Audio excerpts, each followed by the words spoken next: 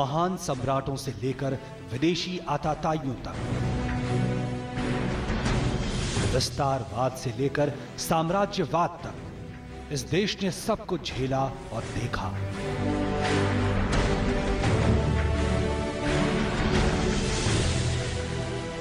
लेकिन एक सरदार ने कुछ महीनों में वो कर दिखाया जो शताब्दियों में नहीं हो पाया था।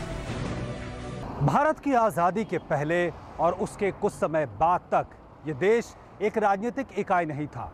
इसके मुख्य रूप से दो हिस्से थे। पहला हिस्सा वो जो ब्रिटिश भारत कहलाता था, जो 15 अगस्त 1947 के बाद राजनीतिक तौर पर आजाद हो गया, और दूसरा हिस्सा था रियासतों वाला भारत, जहां काबिज थे अपना इकबाल खो चुके राजे रजवाड़े और नवाब।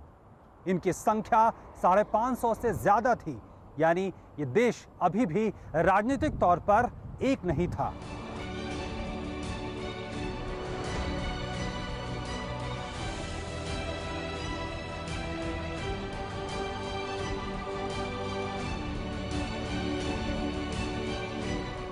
आज के 3 राज्यों आंध्र, तेलंगाना, कर्नाटक और महाराष्ट्र तक फैला था हैदराबाद के निजाम का शासन।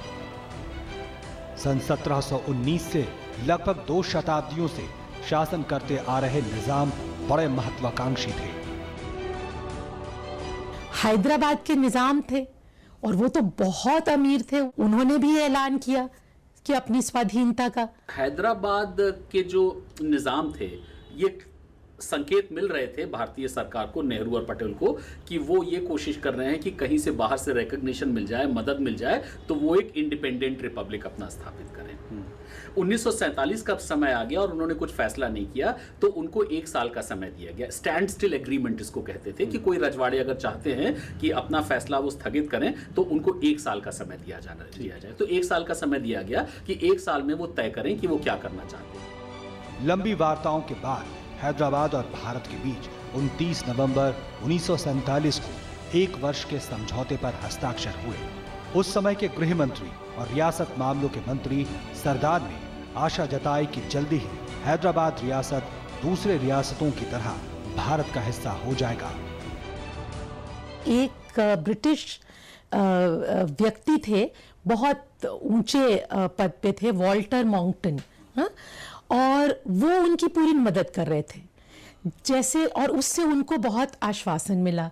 तो वॉल्टर माउंटन जो थे वो जिन्ना साहब के पास जाते थे, वो वहां पर लंदन पहुंचते थे और लंदन से आश्वासन लाते थे, अच्छा ठीक है, अगर आप स्वाधीन हो जाओ तो हम आपकी मदद करेंगे। लेकिन निजाम और उसकी बर्बर निजी सेना रजाकरों के इरादे कुछ और थे।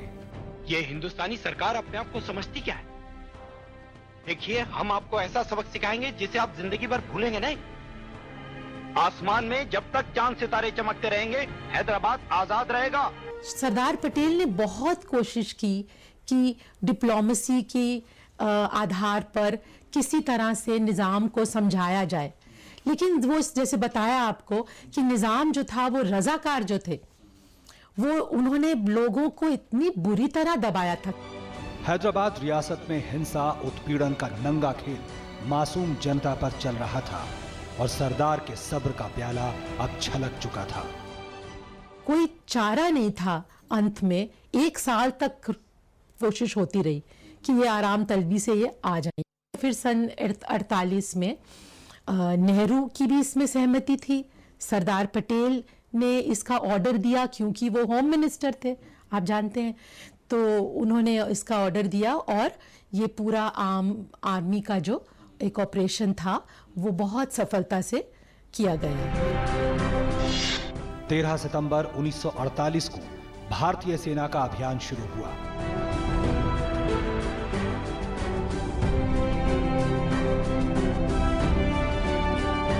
और 18 सितंबर 1948 को ऑपरेशन पोलो खत्म हो गया। अब हैदराबाद की रियासत भारतीय संघ का हिस्सा बन चुकी थी।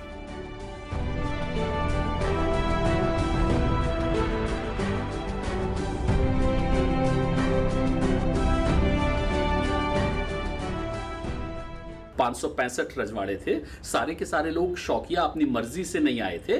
बहुत सारे टैक्टिक्स और स्ट्रेटजी अपनाई गई। कभी उनको धमकी दी गई, कभी उनको बहलाया फुसलाया गया, कभी उनको लालच दिया गया। कहा तो यह भी जाता है कि अंग्रेजों ने रियासतों के बारे में ऐसे प्रावधान जानबूझकर रखे जिससे भ्रम की स्थिति बनी रहे। हालांकि ज्यादातर राजे रजवाड़े भारत का हिस्सा बनना चाहते थे, लेकिन ऐसे में कुछ बड़े नवाब और रजवाड़े ऐसे थे जो या तो पाकिस्तान से मिल रहे लालच के कारण या फिर अपनी शान और शौकत के चक्कर में भारत या पाकिस्तान किसी में शामिल नहीं होना चाहते थे। ऐसे में हुई एक रक्तहीन क्रांति।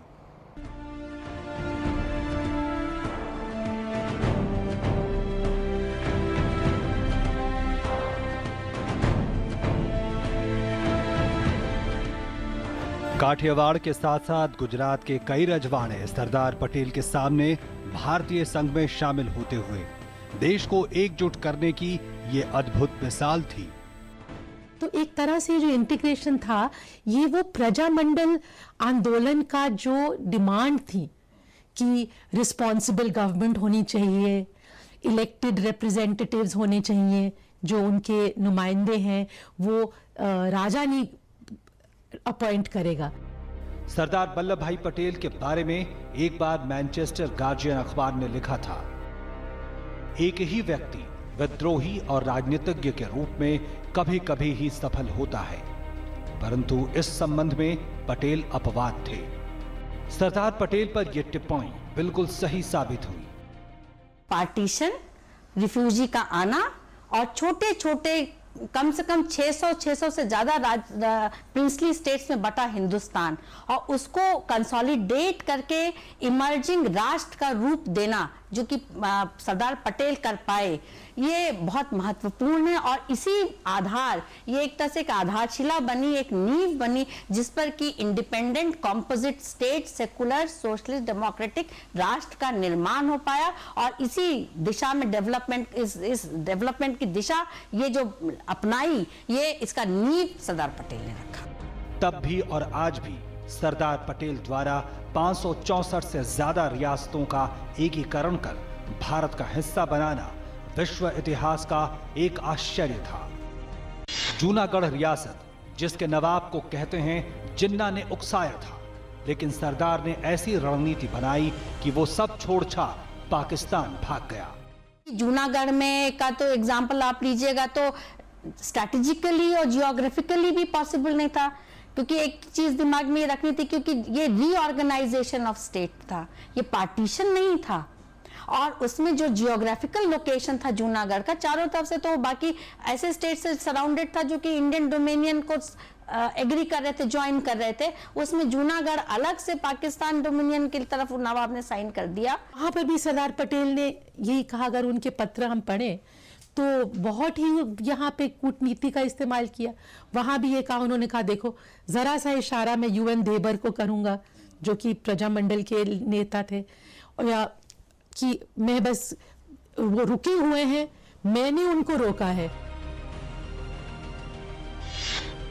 स्वतंत्रता मिलते ही त्रावणकोर के राजा ने भी अपनी आजादी की घोषणा कर दी थी, लेकिन इन राजाओं की हेकड़ी जल्दी ही निकल गई।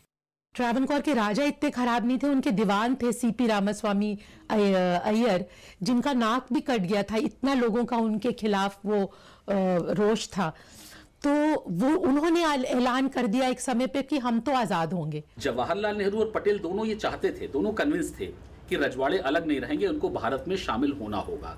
और इन रजवाड़ों की, प्रिंसली स्टेट्स की जनता भी कई की यही चाहती थी। लेकिन इनके राजा जो थे वो कुछ ऐसे थे, जैसे कि हैदराबाद के हुए, जैसे कि ट्रैवनकोर के हुए, जैसे कि भोपाल के हुए, जब वो कुछ ये चाहते थे कि अगर हो सके तो अपनी आज़ादी रखी जाए, भारत में ना शामिल हो। कोई आंख दिखाता है तो हम आंख झुका के नहीं बात करेंगे, हम आंख से आंख मिला के बात करेंगे।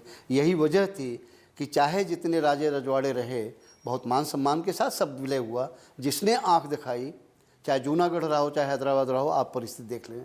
तो ये तो व्यक्ति का बहुत बड़ा गुण होता है ना, कि आप अपने व्यवहार में दूसरे की मर्यादा को भी कायम रखते हैं। ऐसे में पटेल ने काफी बेहतर डिप्लोमेसी दिखाई, काफी बेहतर पॉलिटिक्स दिखाई, और थ्रेट से लेकर लालच, सारे के सारे हथियारों का इस्तेमाल किया। लेकिन यह पटेल का बहुत बड़ा कंट्रीब्यूशन है कि एक बहुत बड़ा विलय कमोबेश अहिंसक रूप से बगैर जोर जबरदस्ती के, थोड़ी बहुत आप जोर जबरदस्ती मान सकते हैं हैदराबाद में हुई, इसके अलावा कहीं पर भी नहीं हुई। और सारे के सारे राजवाड़े 565 जो थे वो भारत में शामिल हो गए, भारत का विलय हो गया, और वो बहुत ही सक्सेसफुल इंटीग्रेशन था, इसलिए कि आज की जनरेशन को ये पता भी नहीं है। वो सपाट साफ सीधी बात करने वाले लीडर थे, किसी को झूठी आशा नहीं देते थे, जो कहते थे, प्रॉमिस करते थे, उस पे राजाओं को या अन्य पार्टी के नेताओं को, कार्यकर्ताओं को विश्वास था कि अगर सरदार ने कहा है तो वो बात जरूर पूरी करेंगे और वो बात सही रखेंगे, उस बात की मान रखेंगे। और इसीलिए ये 600 राजाओं जो अलग अलग इनकी अपनी पर्सनालिटी, इनकी इडियोसिंक्रेसीज, इनका अपना सनकपन, अपना सोच, इसके बावजूद सरदार पटेल इनको एक झंडे के तहत ला पाए, क्योंकि उन लोगों को यह अटूट विश्वास था कि सरदार अगर जो बात कहते हैं, जो प्रॉमिस करते हैं, जो हमारे साथ एडजस्टमेंट, हमारे साथ जो संधियां हुई, उसके जो टर्म्स कंडीशंस को ये मान देंगे, और इसलिए ये काम करवा पाए। लगभग 1 साल चले इस अभियान ने भारत को एक मुकम्मल राष्ट्र की शक्ल दी और साथ ही हमें मिला एक लौह पुरुष। लौह पुरुष यानी इंसानी शरीर के अंदर लोहे जैसा जज्बा, और इसी जज्बे ने देश को राजनीतिक और भौगोलिक रूप से एक किया, बल्कि इसी जज्बे ने देश में भावनात्मक एकता के मोती भी पिरोए। भारत के पहले उप प्रधानमंत्री वो अपनी प्रशासनिक क्षमताओं के लिए भी याद किए जाते हैं, और इसी का उदाहरण है कि उन्होंने भारतीय प्रशासनिक सेवाओं को नया रूप दिया जो आज हम देख रहे हैं। लेकिन लौह पुरुष पटेल सरदार कैसे बने, कैसे मिला उन्हें ये नाम, आइए देखते हैं।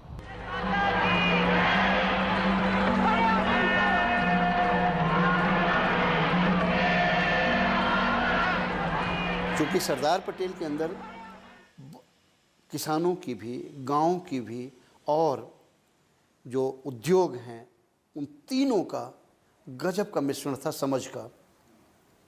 इसीलिए मतलब कभी कभी लोगों ने उन्हें एक्यूज़ भी किया कि वो बड़े बड़े उद्योगपतियों के मित्र हैं, लेकिन नहीं, उनके अंदर ये समझ बहुत ज़बरदस्त थी जो किसी भी कॉन्टेम्पोररी लीडर में नहीं थी। अभी के गुजरात में सूरत का बारदोली तालुका, जहां भयंकर सूखा तो किसानों को चूस ही रहा था, ऐसे में अंग्रेजों ने लगान बढ़ाकर 30% तक कर दिया। वो मंदी का दौर था, डिप्रेशन का दौर था, एक ग्लोबल क्राइसिस था, इस दुनिया में हुआ था, जिसमें कि सडनली ये हुआ कि जो एग्रीकल्चरल प्रोडक्ट्स हैं उनकी कीमत एकदम से बहुत कम हो गई, किसानों की आमदनी कम हो गई, तो उन चीज़ों को खरीदना कम कर दिया, तो वर्कर्स बेरोजगार हो गए, फैक्ट्रीज बंद हो गई। वो ग्लोबल स्तर पर एक बहुत बड़ा क्राइसिस था। वो बहुत अच्छे ऑर्गेनाइजर थे कि वो सबकी क्या कमियां हैं, क्या मतलब कहाँ क्या उनके स्ट्रेंथ है, उनकी कमियों को ना देके क्या स्ट्रेंथ है, किससे कहाँ उनका वो उपयोग हो सकता है, कहाँ तक वो पॉजिटिव ढंग से, सकारात्मक ढंग से काम कर सकते, ये करा सकते थे। बारदोली में 1920 ईस्वी में स्थानीय नेताओं ने किसानों द्वारा लगान न देने का आंदोलन शुरू किया, लेकिन अंग्रेजी अत्याचार और बढ़े। गांधी जी के निर्देश पर 4 फरवरी 1928 को वल्लभ भाई पटेल ने बारदोली किसान सत्याग्रह का नेतृत्व संभाला।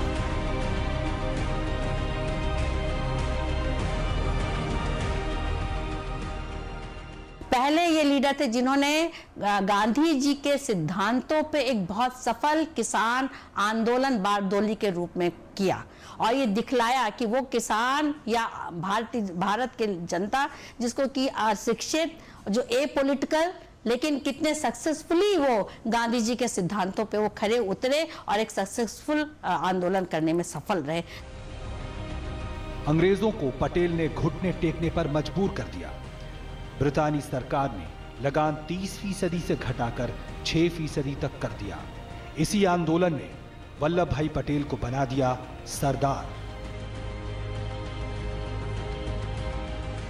एक उनका व्यक्तित्व है लोगों को लीड करने की, लोगों को नेतृत्व देने की क्षमता, और शायद इसीलिए उन्हें बारदोली आंदोलन में बहुत पहले सरदार की उपाधि दी गई। तो ये उनकी एक क्वालिटी है, एक उनका गुण है कि किस तरह से वो लीड कर सकते थे। और इसीलिए इसीलिए जब भी कोई बहुत बड़ी इश्यूज़ की बात आती थी, लीड करने की बात आती थी, गांधी जी सरदार पटेल को ही हमेशा आगे कहते थे कि आप लीड करेंगे।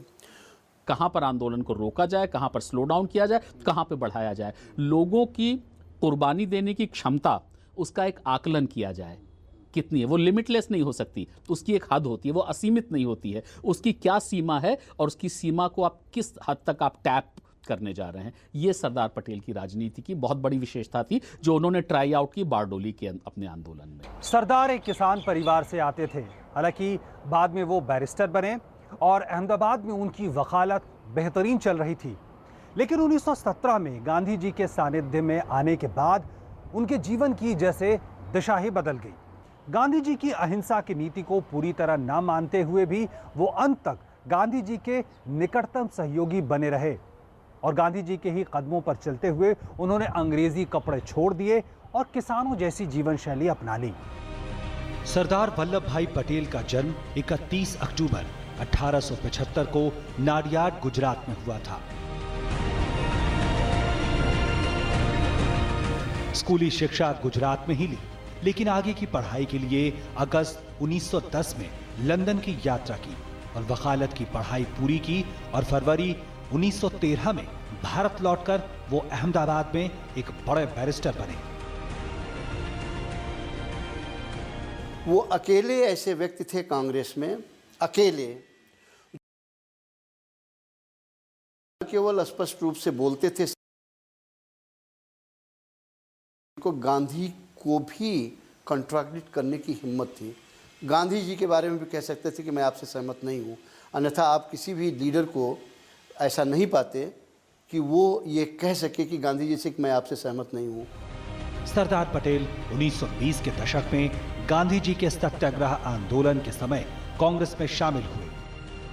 गांधी के अगर कोई, मैं कहूँगी कि बहुत सच्चे अनुयायी थे इस तरीके से कि खादी पहनना, खादी में अपना विश्वास, मतलब गांधी के पूरी जो आइडियोलॉजी थी, हाँ, जैसे और कह सकते हैं हम, जैसे जेपी थे, जयप्रकाश नारायण, अब वो गांधी के बहुत नज़दीक थे, बहुत नज़दीक थे निजी तौर से, लेकिन उनके जो आइडियोलॉजी और ख्यालात थे वो सोशलिस्ट थे। लेकिन पटेल और गांधी की बिल्कुल एक तरह से मेल था उनके आइडियाज़ का, और तो बहुत ज़्यादा गांधी को वो मानते थे, बिल्कुल उनको अपने बापू तो कहते थे सबसे। पटेल का मानना था कि राष्ट्रीय आंदोलन को गांधी की जरूरत है, इसकी रणनीति गांधी तैयार कर रहे हैं, इसके जो बड़ा, जो मुख्य बिग पिक्चर, जो बिग आउटलाइन है, उसके प्रणेता, उसके निर्माता गांधी हैं। पटेल का काम यह है कि गांधी का उसमें साथ देना है, उनके डेप्यूटी की तरह से, और फिर जो गांधी कह रहे हैं उस पर उनको चलना है। और अपनी इस भूमिका को पटेल ने लगातार 1947 तक बखूबी निभाया। साल 1937 तक उन्हें 2 बार कांग्रेस के सभापति बनने का गौरव प्राप्त हुआ। वे पार्टी के अंदर और जनता में बहुत लोकप्रिय हुए।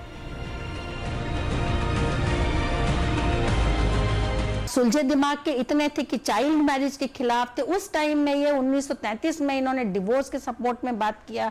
1933 में उन्होंने कहा कि अगर जाति को तोड़ना है तो एक ही तरीका है इंटरमैरिज का, इंटरमैरिज होनी चाहिए। सरदार के नेतृत्व के प्रभाव का अंदाजा इसी बात से लगाया जा सकता है कि 1946 में कांग्रेस प्रेसिडेंसी के चुनाव में 16 में से 13 राज्यों का उन्हें समर्थन हासिल हुआ और उनकी दूरदृष्टि नज़र की ही ये बात थी, ये बानगी थी कि पाकिस्तान कई इलाकों पे अपना दांव चल सकता था, दावा कर सकता था, और लक्षद्वीप को भारत में मिलाना उनकी दूरदृष्टि का ही नतीजा था। एक तो पटेल बॉम्बे प्रेसिडेंसी से आए थे, तो उनका जो अपना आधार था वो ये गुजरात, आज का जो गुजरात और महाराष्ट्र का एरिया है वहाँ पे था।